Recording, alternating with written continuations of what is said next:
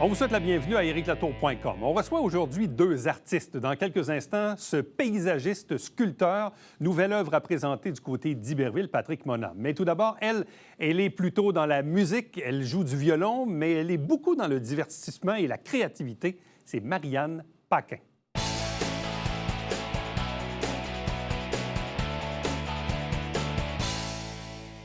Elle est artiste, surtout violoniste. Elle fait usage de créativité pour le bienfait du divertissement. Bref, c'est une bébête à découvrir. Elle s'appelle Marianne Paquin. Elle est avec nous. Bonjour et bienvenue. Salut, salut. Qui étudie en ce moment du côté de Jonquière, Arts et technologies des médias, mais bon, vient de revenir au Bercail pour le temps des fêtes parce que tu es de la région. Oui, effectivement, je suis de la région, mais je suis partie étudier en radio, en Arts et technologies des médias au Cégep de Jonquière. Bon, on t'a vu surtout l'été dernier dans les parcs municipaux ici à Saint-Jean-sur-Richelieu, en plein air, à jouer du violon. Mais tu joues pas du violon juste pour jouer du violon. Tu joues du violon, mais je vais prendre un terme anglais, on est dans l'entertainment, on est dans le divertissement, on est dans la couleur, dans la thématique. Tu joues du violon depuis quel âge? J'ai commencé à faire du violon quand j'avais 6 ans et demi à peu près, mais j'ai reçu une technique classique, donc une formation où est-ce qu'on me disait de mettre les pieds à la largeur des épaules, puis de rester droite, stoïque, puis de jouer. Ça m'a beaucoup aidé dans ce que je peux faire aujourd'hui, mais je me suis rendu compte que la musique classique, c'était peut-être pas mon créneau, donc je me suis dirigée un petit peu plus vers la musique populaire, le rock, un peu de métal par moment, mais maintenant, je bouge un petit peu plus. Là. Les pieds, la largeur des épaules, ancrés dans le ciment, c'est plus trop mon style. Qu'est-ce qui fait que tu as commencé à jouer du violon à l'âge de 6 ans? C'est toi qui l'avais demandé? C'est tes parents qui l'ont suggéré? Ou... Oui, bien en fait, quand j'étais petite, quand j'avais peut-être 3 ans à peu près, j'avais demandé à ma mère pour jouer du violon. Puis elle m'avait dit, ben voyons, tu sais, 3 ans, elle a de la misère à marcher comme du monde, on va attendre avant de lui mettre un violon dans les mains. Vers 4-5 ans, j'ai demandé à jouer de la harpe. Et là, ma mère fait les grands yeux, elle dit « de la harpe? OK, il n'y a pas grand prof de harpe au Québec. OK, fait quand j'ai redemandé le violon à 6 ans, elle m'a immédiatement inscrit à des cours, comme ça, elle était sûre de ne pas retomber dans la harpe. T'es tombée en amour avec l'instrument? Je pense que oui, mais peut-être la musique en général. Ma mère est quelqu'un qui fait beaucoup de musique, puis j'ai toujours apprécié la musique, pas nécessairement la musique classique. Puis, rendu vers la fin de mon secondaire, je continuais de faire du violon, mais j'ai découvert aussi le piano, la guitare, la basse, la guitare électrique. Puis, je me suis mis à faire un petit peu de tout, de la composition de chansons également, mais le violon, c'est l'instrument avec lequel je peux m'épanouir le plus. Est-ce qu'il y a eu des moments entre 6 ans et aujourd'hui où tu as arrêté momentanément de jouer du violon ou si tu as toujours continué? Il y a une période où est-ce que j'étais un peu moins ancrée à jouer. Ouais. J'avais moins envie de jouer du violon parce que j'avais toujours joué 1 heure par jour, la pratique. Puis il y a le dimanche, je faisais 3 heures d'orchestre, puis de la théorie parfois. Puis c'est assez demandant, c'est très routinier. Puis je suis quelqu'un qui aime bien déroger de la routine. Puis ça m'est arrivé quelques fois de me dire, je pourrais arrêter de faire du violon, mais j'ai toujours eu mon entourage qui m'encourageait à continuer. Puis je me suis rendu compte que je pouvais vraiment m'épanouir là-dedans.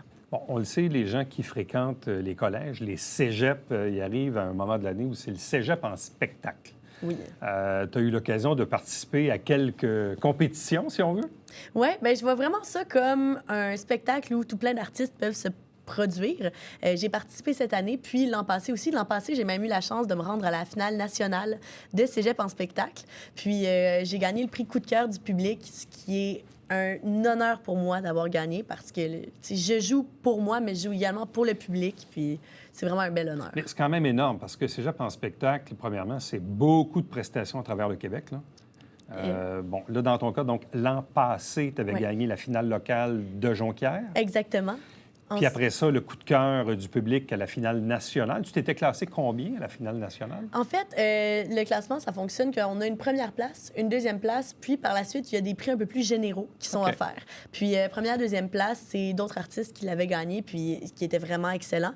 Puis moi, c'était un prix à part que j'avais pu gagner, ce qui me permettait cette année de pouvoir reparticiper. J'ai participé justement à la finale locale le 1er décembre dernier, puis je suis arrivée deuxième. Donc, je stagne dans cette compétition-là. C'est terminé pour moi, mais ça a été une belle occasion de me produire sur scène. Qu'est-ce que tu as présenté comme prestation? Pour les gens qui l'ont vu, soit via les médias sociaux ou ailleurs, mais bref, Évidemment, tu es costumé, il y a une thématique, il y a des images en arrière-plan. Bref, parle-nous un peu de ça. Là. Bien, il y a deux... Bien, l'an passé, ce que j'avais à faire comme prestation, c'était pour l'anglicisme, un mash-up, un mix de plusieurs chansons, l'extrait de chansons populaires connues. C'était la musique populaire du rock des années 80 jusqu'à 2020 à peu près. Puis j'avais mis en scène un spectacle avec des lumières, avec...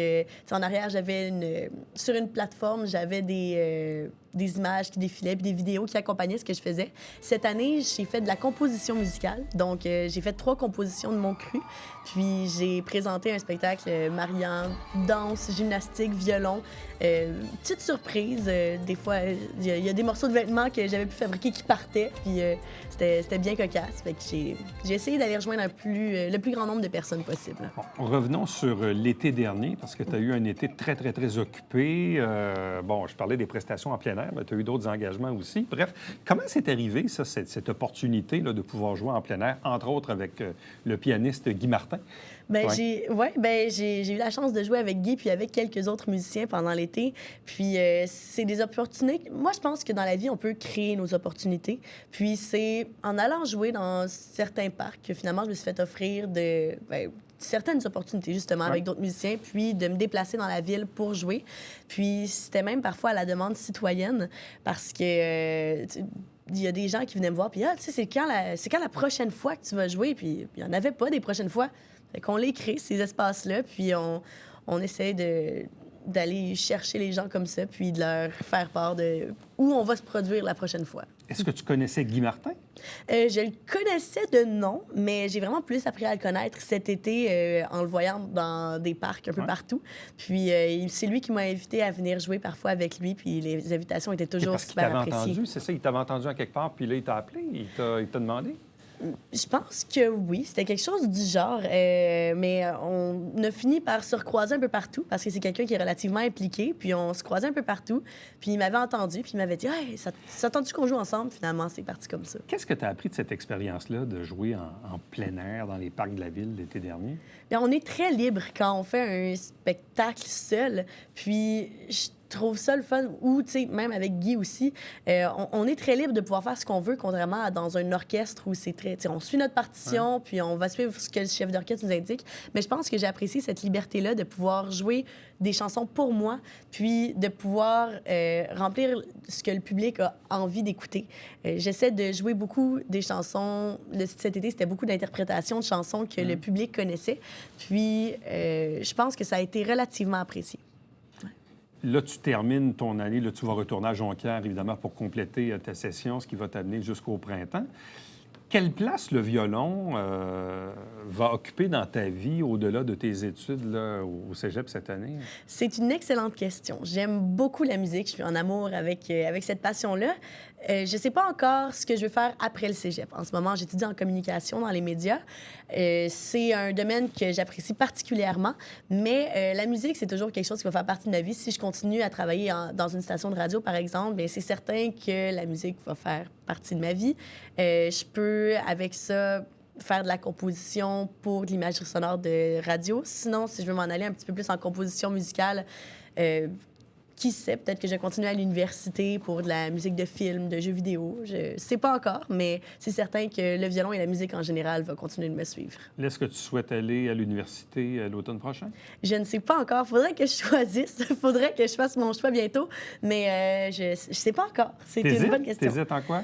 J'hésite. Si je vais à l'université, ce serait peut-être pour un programme autre que les communications, probablement en composition musicale. Mais je sais pas encore si j'ai envie d'y aller parce que la radio est un très beau domaine, puis peut-être que j'aimerais aussi aller vers ça. Fait que je verrai bien. Ouais. Est-ce que tu souhaites rejouer dans les parcs l'été prochain à Saint-Jean? Certainement. Certainement. On va te revoir, là. Oui. Vous n'avez pas fini de m'entendre jouer un petit peu partout, là.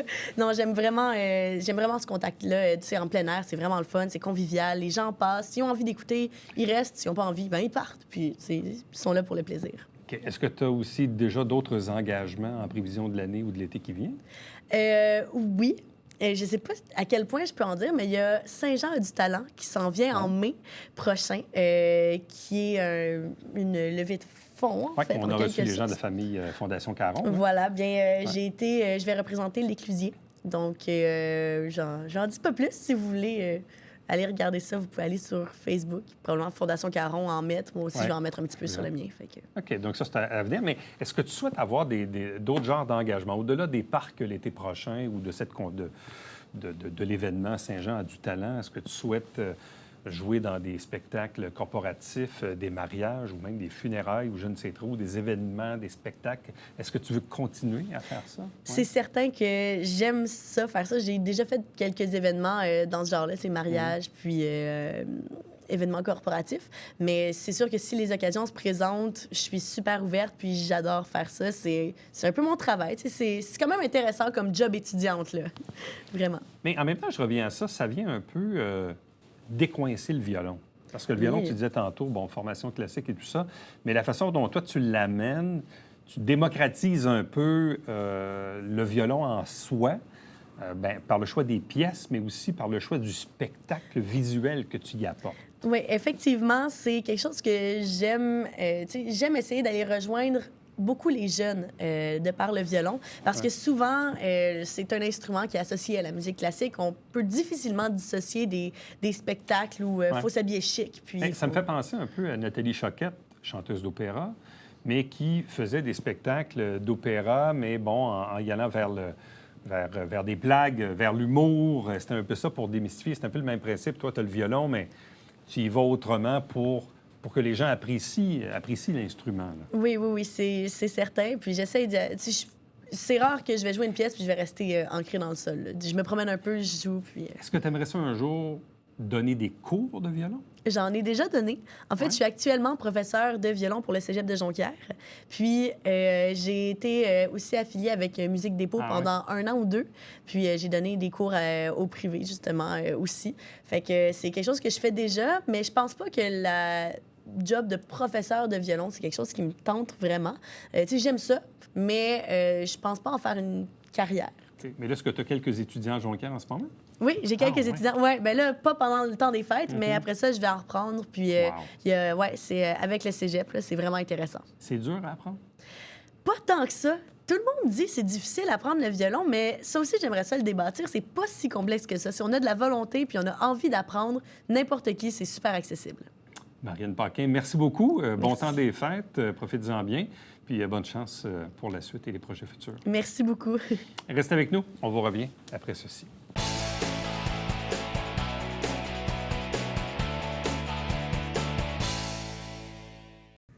Salut, ici Alexandre Baudouin. Et François Trépanier. Frank, on invite les gens à écouter Sport Express à toutes les semaines. Tout à fait, le jeudi 19h et plusieurs fois en reprise, même la nuit, Alex. Puis même sur Internet, sur YouTube. Ben, bien sûr. Ne manquez pas ça.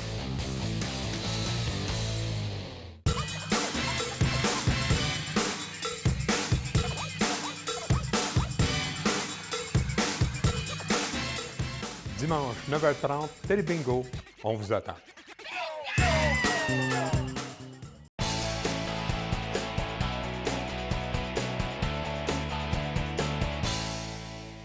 C'est un artiste, disons, drôlement actif depuis quelque temps, mais on dirait un projet n'attend pas l'autre. On l'avait reçu déjà il y a quelques semaines pour cette œuvre gigantesque du côté de l'Assemblée nationale, dont on y reviendra tantôt. Mais là, il en a fait une plus proche de nous, du côté d'Iberville. C'est Patrick Mona. Bonjour et bienvenue. Bonjour. Est-ce que cette œuvre était dans le collimateur depuis longtemps? Cette œuvre a été réalisée il y a 5 ans, dû au développement que nous, on a connu dans la famille. Cette œuvre a été réalisée. On voulait trouver un endroit significatif pour cette œuvre, une résidence permanente, significative pour la communauté, significative pour nous. Et de ce fait, le centre funéraire nous a donné cette fenêtre d'opportunité qui était l'intersection de Conrad-Gosselin et Chemin des Patriotes. Donc, Angélia, qui permet d'avoir une belle vitrine d'un geste rassembleur qui est cet ange. Dans quel contexte Angélia a-t-elle été créée il y a 5 ans? Dans la famille, il y a eu le cancer. Le cancer a dû être une situation qu'on a vécue. Main dans la main, on a tenu à prendre cette situation-là comme un élément positif de remise en question, de valorisation. Et l'ange a été pour moi, non pas un exutoire, mais vraiment un élément très sensible de ce qu'on vivait. Et l'ange est né. Et il fallait vraiment avoir un lieu distinctif. Et Mathieu, M. Baker, le propriétaire du centre funéraire, m'avait approché il y a presque 2 ans, de ça, pour avoir une œuvre au centre funéraire. Puis, on cherchait à droite et à gauche. On trouvait on voulait avoir quelque chose de vraiment distinctif. Puis, on n'arrivait pas. Et soudainement, le soc, cette immense pierre, est apparu dans tout le principe de conceptualisation de l'œuvre. Et on s'est dit, mon Dieu, enfin, on retrouve toute cette démarche-là artistique avec un soc et l'ange qui va émerger de cette pierre-là, merveilleusement. Bon, on dit que cette œuvre a été créée il y a 5 ans, mais est-ce que tu l'avais montrée ou mise en public durant ces dernières années ou si elle était restée à l'entrepôt? Non, elle était dans mes installations, devant mon bureau. On n'avait pas une tête... elle n'était pas représentative. Et la puissance de cette œuvre-là n'avait pas toute sa signification devant mon bureau. Je voulais avoir vraiment que cette œuvre soit partagée par la population johannaise. Et tout s'était entrelacé pour présenter cette œuvre-là de façon opportune. Oui, mais là, clairement, elle est dans une intersection qui est extrêmement passante. Oui. On s'entend. Je mets des Patriotes Conrad Gosselin. Oui. Bon, clairement, probablement plus passant que devant votre... Totalement. Ton propre bureau, Oui. qui est à quel endroit pour expliquer aux gens? Au bout de la rue Arcan. Donc, dans un secteur résidentiel où il y avait nos clients qui venaient. Plusieurs de mes clients m'ont dit « Hey, c'était l'œuvre qu'on avait devant tes bureaux. » Je dis « Oui, mais maintenant, elle a sa place. Ouais, elle n'a pas la même signification là où elle est aujourd'hui non plus. Elle a la même signification pour moi. Oui, pour toi, mais pour les Joannais. Mais pour le public, oui. Pour Saint-Jean, absolument pas. Là. Elle est très... mon Dieu, j'ai tellement reçu de messages textes, de Messenger, disant « Wow, enfin, on se retrouve. » Mais en quelque part, est-ce que ça lui donne pas une deuxième vie? Oui. Une deuxième vie, une deuxième vision. Ouais. Chaque œuvre que je réalise a une évolution. Et cette évolution-là, au niveau de la perception du public, elle est grandissante, elle voyage, comme le quadriptyque à Québec. Ouais. Les gens la regardent et l'évolution, lorsqu'on arrive avec une œuvre qui est plutôt statique, où le message doit être vraiment très défini, autant au niveau de la conceptualisation que le message. Ouais. Mon Dieu, il y a une recherche, il y a une évolution que l'œuvre doit prendre et l'ange en prend une. Puis c'est vraiment très porteur de sens. Bon, tu fais référence évidemment au cancer, aux anges. Quand tu as commencé l'œuvre, est-ce que tu avais déjà en tête ce que tu voulais? Est-ce que tu es allé sur le coup de l'inspiration, tu avais les outils dans les mains? Bref, comment ça a commencé le projet? Lorsqu'on sculpte la pierre, c'est un ouvrage qui est très physique, très exigeant physiquement. C'est la visière, c'est le respirateur pour éviter les particules fines, pour que je sois là dans 10 ans. Et là, par la suite, naît une verticalité. Donc, il y avait un bloc de granit que j'avais trouvé, de Péribonka. Ah, ouais. Puis, vraiment très distinctif. Là. J'ai sculpté dans du granit du Brésil, mais il n'y avait pas d'appartenance. Et là, Péribonka, bien, le granit de Péribonka me donnait toute cette raison, la texture que la pierre avait. Mais c'était un amoncellement d'agglomérats. Et c'était vraiment très distinctif. Mais Donc, quand tu commences, est-ce que tu as un dessin à côté de toi? Absolument pas. Pas du tout? Là. Non, il ne faut pas. Il faut que j'aille purger. Il faut que j'aille... pourquoi je crée par rapport à mes idées. Au fur et à mesure Au où tu découpes. là. Et à mesure. Et ça, c'est excessivement Ah, ouais. important. Je n'ai aucun modèle. Il serait simple pour moi de créer, par exemple, un modèle réduit, comme certaines techniques le font, Ouais. où on réalise un mini hanche, hein, un mini angélia, puis après, par la suite, on le reporte. dans Mais les au hauteurs. moment de commencer, est-ce que tu savais que tu voulais faire un ange? Non. Je Même voulais pas? créer une femme qui était forte, solide, devant l'épreuve, et qu'elle pouvait en témoigner. OK. Et là, tout à coup, de la forme de ses cheveux, son nez, ses bras, son nez, son visage, son émotion, ses hanches, ses ailes, ses hanches, son corps, puis ses jambes. Et là, tout s'est articulé, orchestré pour donner une œuvre comme celle-là. Mais non, et non, au grand jamais, il y a une prédestination de la pierre. C'est vraiment, elle se révèle à moi au fur et à mesure de la réalisation du travail. Vraiment.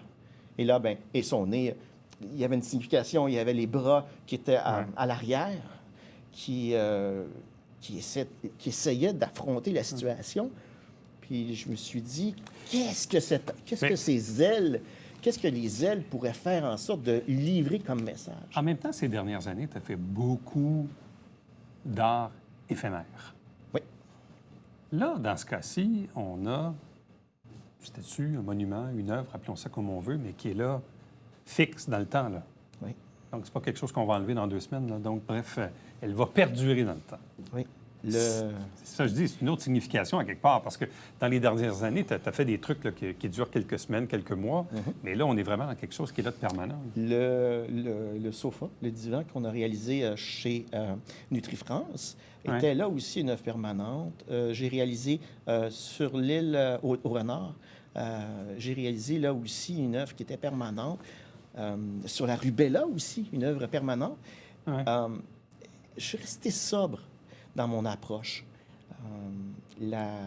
L'appartenance du grand public par rapport à ma vision est excessivement importante. Et je veux qu'elle reste sobre, mais le message est toujours là, Tout à fait. d'émerveiller, émerveiller. Bon, je le disais tantôt en introduction, parlons de Québec, parlons de l'Assemblée nationale, où il y a une œuvre qui est là quand même depuis quelques semaines maintenant, qu'on appelle le quadriptyque. Et là, il a changé de couleur parce que c'est l'hiver.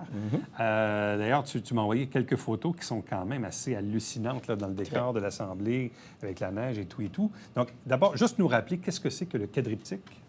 Le quadriptyque est une œuvre devant l'Assemblée nationale qui est très porteur de sens. On voulait créer un canevas pour nos emblèmes.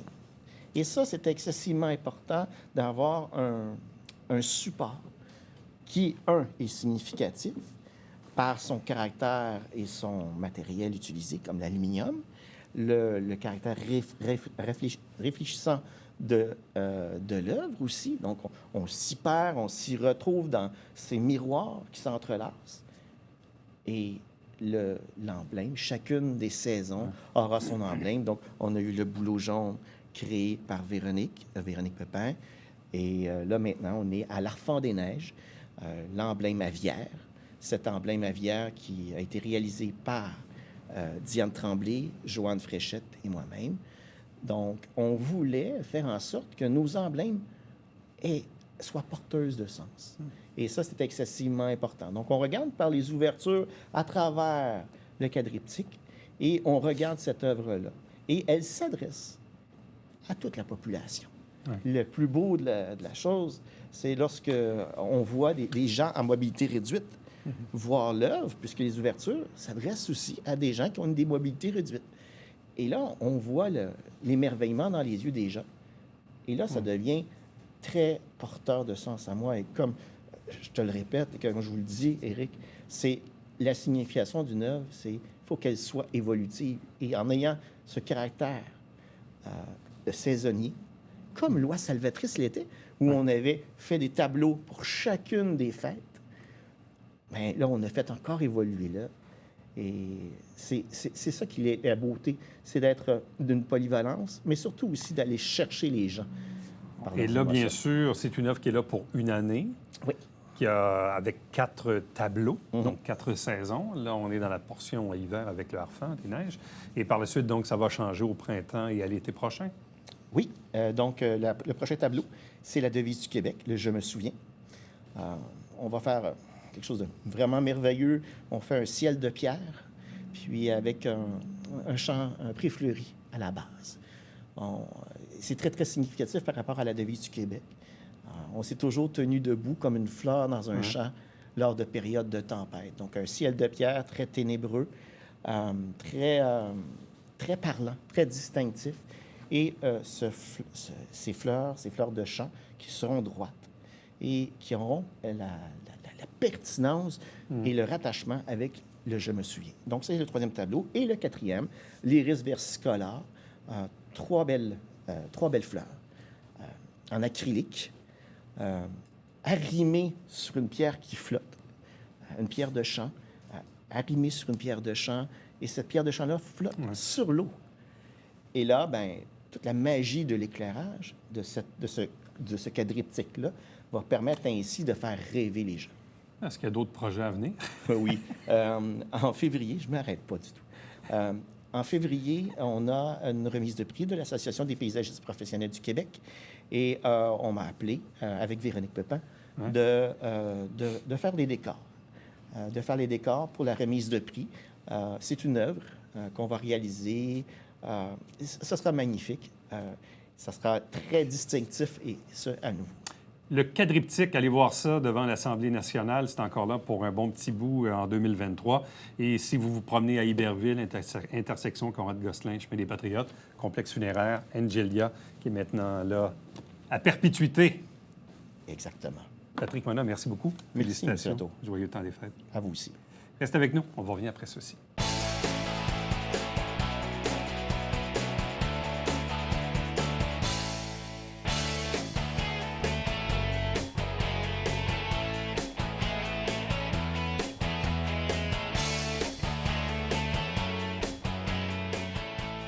C'est le moment de renouveler vos licences d'animaux domestiques, les chiens et les chats, à compter du 1er janvier. sjsr.ca/animaux. Sur ces quelques mots, on vous souhaite un joyeux temps des fêtes. C'est l'heure de la pause et on se retrouve dans 3 semaines.